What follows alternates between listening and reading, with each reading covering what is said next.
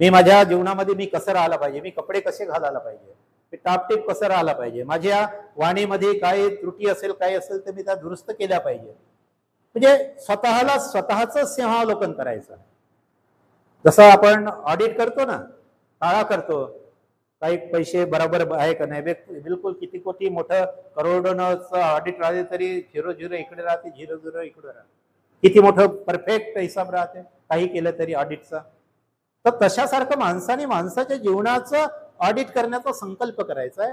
बिलकुल चुकीच्या गोष्टीला बिलकुल माझ्या जीवनामध्ये बिलकुल थारा नाही, त्याला मी बाजूला काढली पाहिजे असे संकल्प.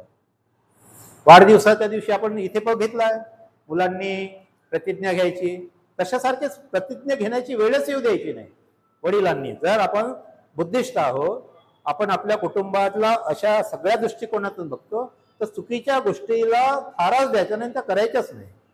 तर ह्या संकल्प पहिला सर्वात पहिले घ्यायचा. म्हणून ह्या अष्टांगिक मार्गामध्ये सम्यक दृष्टी आणि सम्यक संकल्पाला विशेष महत्व आहे.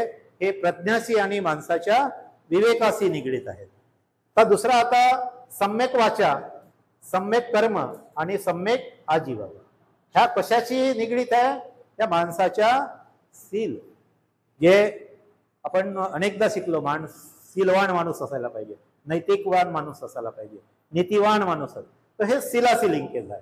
आता सम्यक वाचा म्हणजे हे शील आहे, म्हणजे आपल्या तोंडून निघणारी प्रत्येक गोष्ट ही सम्यक असायला पाहिजे.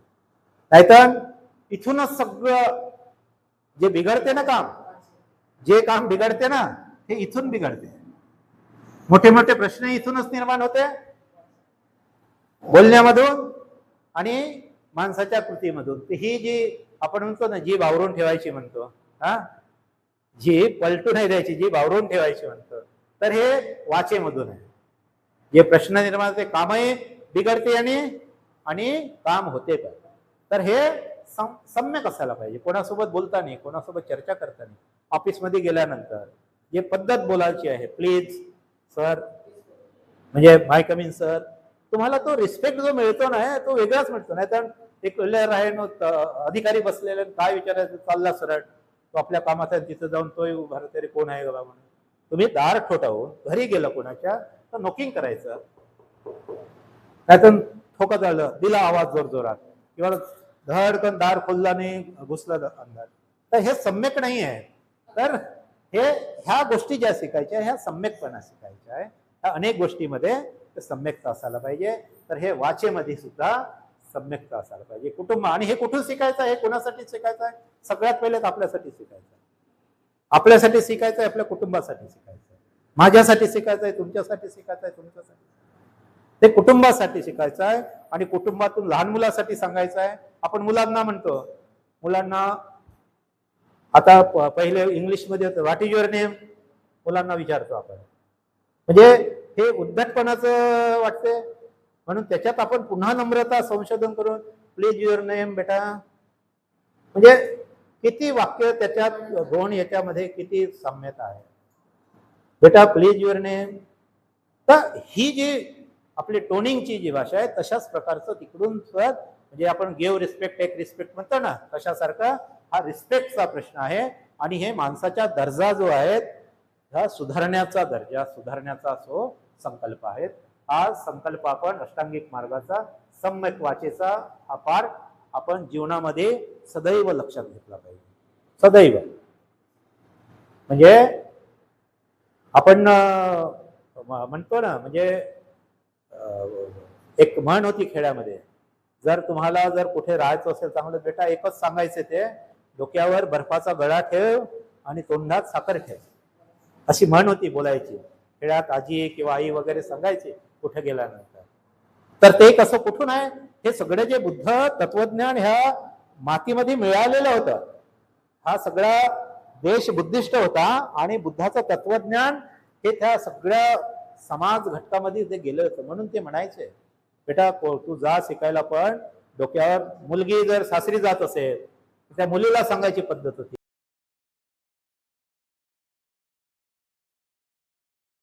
जो कर्मसिद्धांत आहे त्या कर्मसिद्धांतामध्ये सम्यक म्हणजे कुशल कर्म, असम्यक अकुशल कर्म, अहोसी कर्म आणि निष्क्रियता असे वेगवेगळे पार्ट पडते. तर हा जर आपण याच्यातला सब्जेक्ट घेतला तर याला एक अर्धा पाऊण तास ह्या कर्म सिद्धांतावरच आपल्याला घेता येते.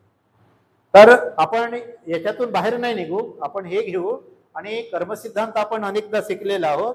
तर अशा प्रकारचे जे कर्मसिद्धांत आहेत तर ते कर्मसिद्धांत आपण लक्षात घेतले पाहिजे की घाबरून पण जायचं नाही एखादीदा आपण, कारण त्या कर्म करत असताना जर यश मिळालं जर नाही तर त्याचे परिणाम वातावरण कसं आहे, म्हणजे समाजामध्ये समस्या कशी आहे, आणि त्या चांगलं काम केलं तुम्ही तरी पण यश मिळणार नाही, तरी पण तुम्ही घाबरून जायचं नाही, तुम्ही सम्यक कर्म करत राहायचं, तुम्हाला त्याचं यश पाठीमागून येणार आहे. कारण ती परिस्थिती जर नसेल तर आपण म्हणतो का एवढं प्रामाणिकपणे काम करून काही फायदा नाही आहे. परंतु ती परिस्थिती कर्मसिद्धांतामध्ये कारण कसं आहे, परिस्थिती कशी आहे, त्याचे परिणाम येईल, काही दीर्घकाळ परिणाम असेल, काही क्षणिक परिणाम असेल, तुमच्या कर्मावर डिपेंड आहे ते कर्म तुमचं कसं आहे. तर हे कर्म करत असताना सुद्धा सम्यक कर्मच करायचं, म्हणजे कोणतेही त्या कर्मामध्ये काय म्हणता येईल त्याला उच्चांकपणा किंवा एकदम निच्चांकपणा किंवा घाई गडबड असं कोणत्याही प्रकारचं वाच्यता नको. परिस्थिती अनुकूल असेल, परिस्थिती प्रतिकूल असेल तर त्याचे परिणाम त्या परिणाम येईल, परंतु कर्म मात्र आमचं सम्यक असायला पाहिजे.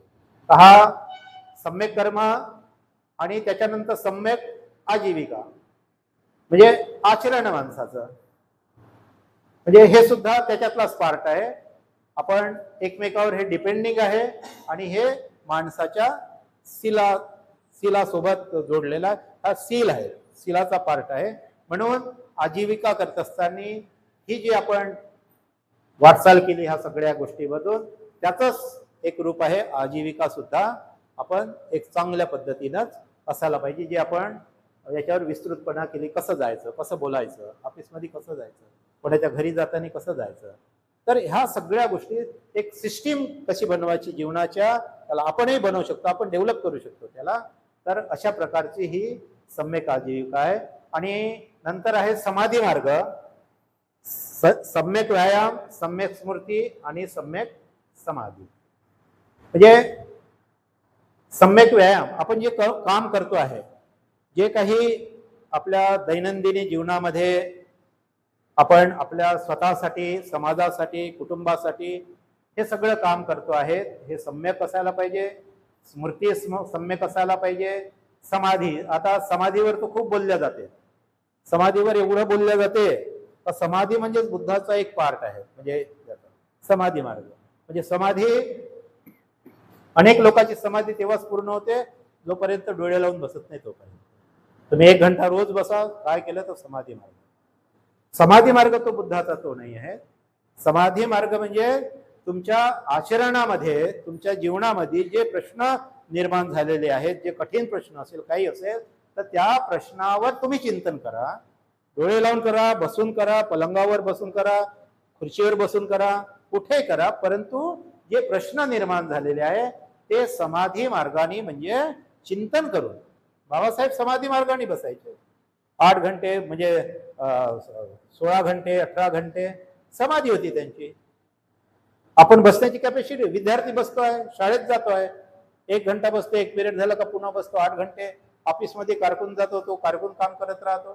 ते आपलं लक्ष त्या कामामध्ये म्हणजे ते समाधी, म्हणजे येणाऱ्या समस्येला तोडगा काढण्यासाठी बसून जे जे चिंतन मनन करतो तो समाधी मार्ग. तर अशा प्रकारचा हा अष्टांगिक मार्गाचा प्रत्येक घटक एकमेकावर डिपेंड आहे.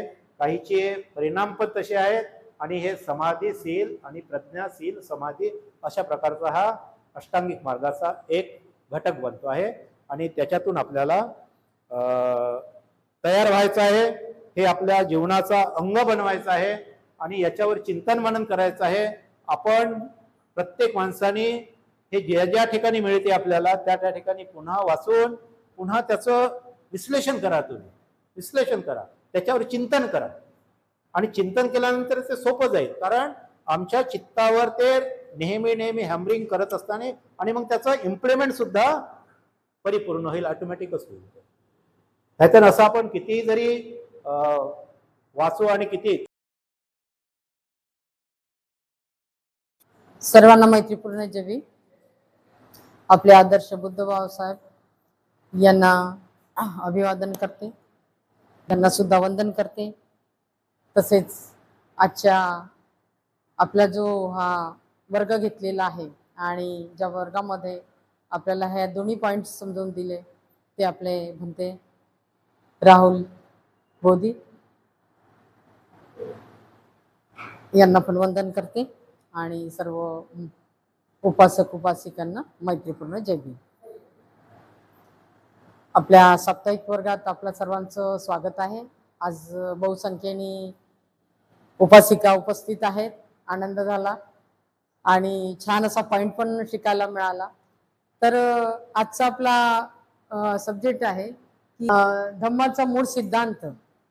तर आपण सुरुवातीपासून हे शिकतही आलेलो आहोत आणि ऐकतही आलेलो आहोत की जो पंचशील आहे, नैतिक मूल्य ज्याला आपण म्हणतो, तर हे पंचशील आपल्या जीवनासाठी किती लागू आहे आणि महत्वाचं म्हणजे तो आपल्या जीवनाचा पाया आहे, मजबूत पाया ज्याला आपण म्हणत असतो. तर तो मजबूत पाया जो आहे हा वेळोवेळी आपल्याला साकारावं लागतं.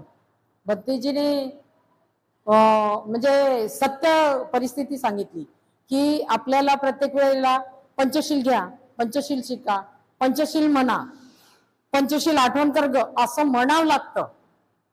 आणि फॉरेन कंट्रीमध्ये त्यांनी सांगितलं की कोणालाही असं म्हणायची गरज पडत नाही, कारण त्यांच्या कृतीत आहे तो उतरवलेला. म्हणून म्हणजे ज्यांच्या कृतीतच पंचशील आहे तर त्यांना शिकण्याची गरजच नाही, कारण रोज जी कृती त्यांची होत आहे तर पंचशील तर क्षणाक्षणालाच त्यांच्या सोबत होत आहे असं. आणि आपल्यालाही शिकावं लागतं.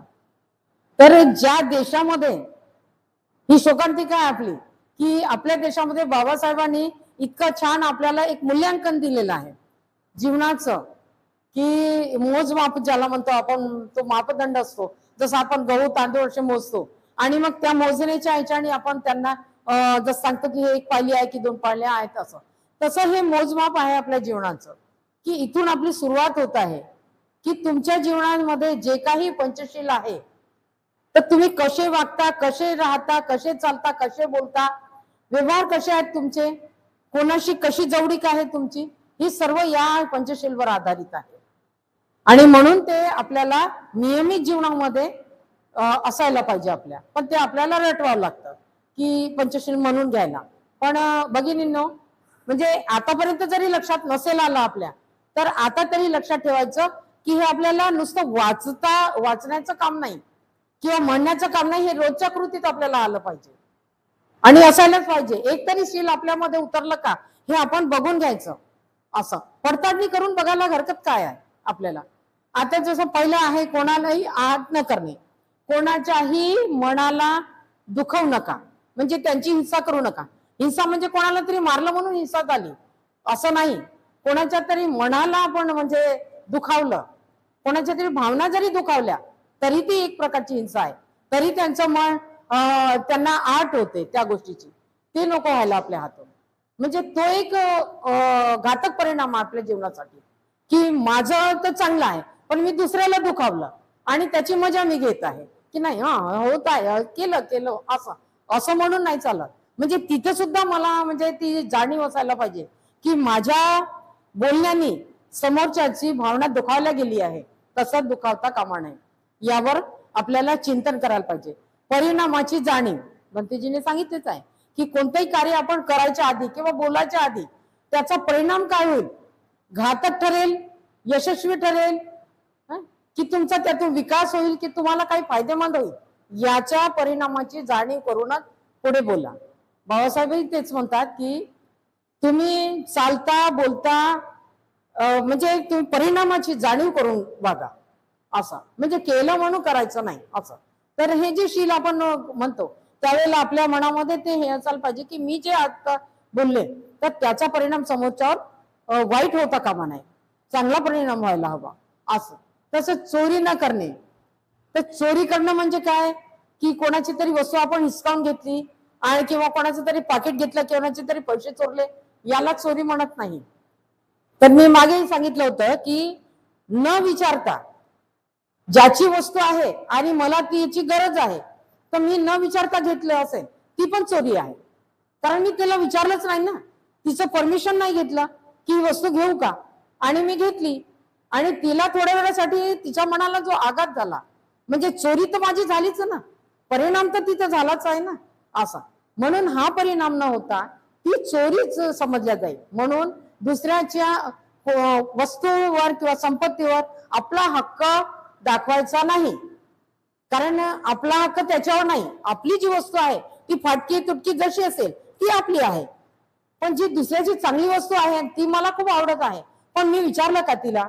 साधं एक उदाहरण की पाण्याची बाटली आहे आणि मला प्यायचं आहे पाणी, तर मला विचारून घ्यावं लागेल की बाई 2 घोट पाणी देते का मला तुझ्या बाटलीतलं. तिने जर हो म्हटलं तर घ्या, नाही म्हटलं तर शांत राहा. तिथे तुम्ही संयमानं वागा की अरे तिला नाही आवडलं असेल माझं, मला हे करणं नाही दिलं, पण तिथं तुमचं संयम महत्वाचा आहे. नाही मग जाऊ दे ना, तिथं तिकडे गेली, ती नाही म्हणलं होतं घेऊ दे मला, चुपचाप आणि 2 घोट पिलं, ती का पाहायला आहे का, नाही ती पाहायला नाही, पण कृती तर तुम्ही घडवायला ना, कृती तुमच्या हातून घडवली. तिने बघितलं नसेल, तिने बघितलं नाही, तिने काही म्हटलं नाही, पण कृती तुमच्या हातून घडली ना, म्हणजे चुकी तुमची झाली, चोरी तुम्ही केली असा. तर हा परिणाम होतो याचा, हा वाईट परिणाम आपल्या जीवनावर होत असतो. तसंच व्यभिचार न करणे, तर हा जो आपण जो व्यवहार करतो दुसऱ्यासोबत, तर तो व्यवहार आपला प्रामाणिक असायला पाहिजे. 2 लोक, आई वडिलांनी ज्याच्यासोबत आपला विवाह करून दिला त्या व्यक्तीसोबत प्रामाणिकपणे आपण राहणे, त्याच्याशी खोटं न बोलणे, किंवा तो कसा आहे तो प्रश्न वेगळा आहे. आपण बरेच वेळा काय करतो, बऱ्याचशा महिलांची एक चुकी होते की नेहमी सांगताना काय सांगतात की माझे मिस्टर असे, माझे मिस्टर तसे, ते माझ्या घरातले असे, पण कधी असं पाहत नाही की माझं कुठेतरी चुकत असेल ना, माझंही कुठेतरी थोडंफार चुकतच असेल ना, म्हणून कदाचित ते तसे वागत असतील. म्हणून आपण दुसरा दोष देतो, पण कदाचित आपण विचार करायचा की इथे कुठेतरी माझी चुकी पण होत असेल, म्हणून मी ती चुकी सुधारण्याचा प्रयत्न करायचा. मी प्रामाणिक आहे का त्यांच्यासोबत, खोटेपणाने वागते का, कधी चुकीच्या मार्गाने जाते का, मी त्यांच्या खिशातले पैसे त्यांना न विचारताना घेतले का, म्हणजे हा एक प्रकारचा असा हा व्यवहार खराब व्यवहार आहे, हा व्यभिचारासारखा व्यवहार आहे. म्हणून आपण ह्या पॉइंटला नोट करावं, आपल्या जीवनासाठी खूप महत्वाचे पॉइंट आहेत हे. असे व्यभिचार आपल्या मनामध्ये कुठेही येऊ नये, आणि जिथे कुठे हा गोष्ट आपल्या मनात आली तिथे तुमच्या जीवनाला कलाटणी खाल्ली, कारण हा मार्ग म्हणजे तुमचा बर्बादीचा मार्ग असतो. ह्या मार्गाने तुम्ही जर जाण्याचा प्रयत्न कराल तर तुम्हाला म्हणजे तुमचं जीवन खराब होईल, पण तिथून काही साकार होणार नाही असं. म्हणून त्या बरेचशा आताच्या काळामध्ये आपण बघत आहोत की ह्या एका पॉइंटवर खूप मध्ये म्हणजे भार देत आहेत महिला, आणि त्याच्यामुळे कितीतरी क्राईम घडत आहे. मी मागच्या वेळेला सांगितलं होतं की हा पॉइंट की क्राईम जे घडतात तर हे अशामुळे घडतात की हे इथे आपण परिणामाची जाणीव करत नाही की मी जे वागत आहे त्याचा परिणाम काही होईल का, त्याचा वाईट होईल का, चांगला होईल का, हा विचार करत नाही. करायची कृती करायची, करत आहे असं, त्याचा परिणाम वाईट होतो आणि इथे मग ती क्राईम घडतं आणि मग आपल्या जीवनाचे बर्बादी होते. म्हणून हा पॉइंट आपल्या जीवनासाठी खूप महत्वाचा आहे. तो पॉइंट आपण आपल्या पद्धतीने साकार करायचा, प्रामाणिकपणे आपल्याला जसं जमत असेल तसं. असत्य कथन न करणे, म्हणजे तुम्हाला खोटं बोलायचं नाहीये, तर खोटं बोलायचं नाही म्हणजे तुम्ही साध्या गमतीतही खोटं बोलू नका. आता एप्रिल फुलचं एक उदाहरण सांगते की एप्रिल फुलचा येते, 1 एप्रिल येतो, मग लोक काय म्हणतात एप्रिल फुल बनवलं काय फरक पडते. मी 12वीला असताना एक घटना अशी झाली होती, म्हणजे आमच्याच क्लासमध्ये, की त्या 2 मैत्रिणी एकमेकीसोबत गंमत करत होत्या अशा, आणि तिने लगेच फोन केला की तुझ्या आईचा ऍक्सिडेंट झाला. तिची आई होती याला रिझर्व्ह बँकेला ड्युटीला, आणि ती दुसरी मैत्रीण तिची आई सकाळी ऑफिसला गेली आणि ही फोन करते आई गेल्याच्या एखादी तासाने, तुझ्या आईचा ऍक्सिडेंट झाला असा. अरे त्या मुलीचं त्यावेळेला ते आघात झाला तिच्या मनावर, आणि ती तेव्हा मेंटल इफेक्ट झाली, अजूनपर्यंत दुरुस्त झाली नाही.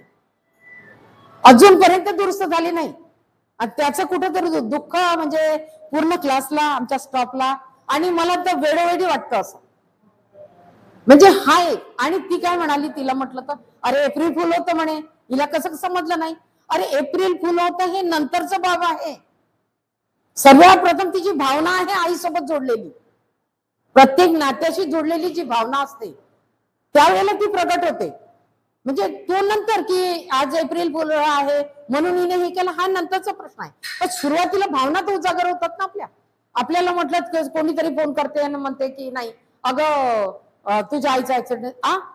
माझ्या आईचा ऍक्सिडेंट? अरे माझी आई तर ऑफिसला गेली. खरंच झालं तर म्हणजे नंतर तू तिला सांगत आहे की अगं मी तुला एप्रिल. हा तर नंतर, पण ती मुलगी अजूनही दुरुस्त झालेली नाही, मेंटल इफेक्ट झाली. म्हणजे हा अशा घटना घडतात. म्हणजे आपल्या हातात किती मोठी चूक झाली. आपण आपलं जीवन त्या मजाकीत घालवलं, पण तिच्या जीवनाचं किती नुकसान केलं आपण. तर हे आयुष्यभर हे ओझं असतं आपल्या डोक्यावर. मग नंतर आपल्याला फील होते की अरे मी काय करून बसले. म्हणून याची परिणामाची जाणीव आधी करायला पाहिजे की मी सांगत आहे जरी एप्रिल फुल असेल, पण तुला माहित आहे का आज काय आहे तर त्यानुसार मी गमात करत आहे बरं. नाही तर मग तू त्याचा वाईट नको समजून घ्यायचे. मग ती म्हणते अरे आज काय कळत नाही का तुला, एप्रिल महिना आहे तर एप्रिल फुल बनवेल, दुसरं काय करणार आहे असं. म्हणजे तिलाच कळू द्या की तुम्ही गंमत करत आहात असं. म्हणजे तिला न कळत जर तुम्ही करत असाल, त्याचा परिणाम जर घातक होत असेल तर ते वर्तन तुमचं चुकीचं होईल. म्हणजे इथं हे खोटं जे बोलणं आहे ते खोटं बोलण्याचा जो परिणाम होईल तो घातक होईल आपल्या जीवनासाठी, दुसऱ्याच्या जीवनासाठी. म्हणून इथे सत्य बोलण्याचा प्रयत्न करायचा. म्हणजे प्रत्यक्षाने भंतेजीने मागच्या हप्त्यात सांगितलंच होतं राहुलला बुद्धांनी कसं शिक्षण दिलं. भंतेजीने आता पुन्हा उजागर केलं ते की शिकवताना, म्हणजे राहुलला शिकवताना काय म्हटलं की गमतीतही तू खोटं बोलू नको कोणाची, मजाकीतही खोटं बोलायचं नाही. म्हणजे काय तर बोलायचंच नाही आहे खोटं तुम्हाला असं. हा प्रश्न असते तिथे. आणि आपण काम तो कोणाच्या तरी भल्यासाठी केलं. अरे भल्यासाठी नाही, ते बुऱ्यासाठीच होतं सर्व. म्हणून त्याचा परिणाम काय होईल याचा विचार करून तुम्ही ते बोलायचं. तर मादक द्रव्याचे सेवन न करणे. आता मादक द्रव्याचे सेवन लेडीज पैकी जास्तीत जास्त गुटखा, खरा, तंबाखू हे सेवन करतात, आणि जेंट्स लोक दारूचे प्राशन. तर हे जे मादक पदार्थ आहे व्यसनाधीन, ज्याच्यामुळे तुम्ही व्यसनाधीन होऊ शकता, ज्यांच्यामुळे तुमचं माइंड आउट होतं, तुम्ही कोणत्याही तर्कशक्तीला पोहोचू शकत नाही, तुमच्यातला पावरेशन कमी होतो, असे जे मादक पदार्थ आहे ते तुम्ही टाळण्याचा प्रयत्न करायचा. मग ते तंबाखू असो किंवा तो गुटखा असो की कोणतंही असो. आणि त्याच्यातही एक महत्वाचं म्हणजे की हे दारू पिणारे दारू पितात म्हणून त्या व्यसन जेव्हा त्यांच्या हात असते म्हणून ते त्या याच्याने बोलतात. पण बरेचशा महिलांना याचं न पिता व्यसन आहे. आता ते कसं, म्हणजे अहंकाराचं व्यसन आहे. हे मादक पदार्थाचं जे म्हणतो आपण, याला अहंकाराचं पण खूप व्यसन आहे. आणि अहंकाराचं व्यसन ते इतकं आहे की याच्यापेक्षा जाली प्राशन आहे ती, ते एक प्रकारचं म्हणजे गलाल विष आहे ती. असं ज्याच्या मनामध्ये अहंकाराचं बीज रोवल्या गेलं तो व्यक्ती आयुष्यात उठून जाईल, पण तो दुसऱ्याचा चांगला मार्ग नाही निवडेल दुसऱ्या करता, किंवा दुसऱ्यासाठी चांगला विचार करणारच नाही. तो वाईटच विचार करेल, वाईटच विचाराच्या दिशेने जाईल. म्हणजे ती अहंकाराची नशाच तशी असते. ती अहंकाराची नशा इतकी माणसाला डुबवून टाकते, व्यसनाधीन करते की त्या अहंकाराच्या नशेने मी मोठी, माझ्याजवळ पैसा, माझ्याजवळ पदवी, मी काय कमी आहे, मी काय तिला घेईन तो, असं. म्हणजे समोरच्या व्यक्तीला बात नाही, कधीही आपल्यापेक्षा समोरच्याला कमी समजू नका. आणि बाबासाहेबांनी हेच केलं जीवनामध्ये. म्हणून आज आपण या ठिकाणी चांगल्या याच्यात आणि विश्वामध्ये आज त्यांचं नाव आहे. जर त्यांनी अहंकाराने म्हटलं असतं मी पदवीधर आहे, मला तर सर्वच येते, मी तर प्रत्येक स्पर्धेमध्ये यश मिळवतो, मी कुठेच मागे नाही आहो, असा जर मी पण त्यांनी घेतला असता तर कदाचित आज विश्वामध्ये त्यांना इतकं सन्मानाने कोणी मानलं नसतं. म्हणून हे जी अहंकाराची नशा आहे ही नको. म्हणून हा जो पॉइंट आहे मादक द्रव्य सेवन करणे, आपल्या आजूबाजूच्या परिस्थिती, आपल्या घरामध्ये, आपल्या परिवारात जर कोणी खात असेल तर त्याला सुद्धा सांगायचं बाबा रे हे व्यसन आहे आणि याच्यामुळे तुझ्या जीवनाचं नुकसान होईल, तुझा याच्यापासून काही फायदा होणार नाही आणि काही नाही, तुझं जीवन सफल होणार नाही. त्याच्यापेक्षा हे सोडून दे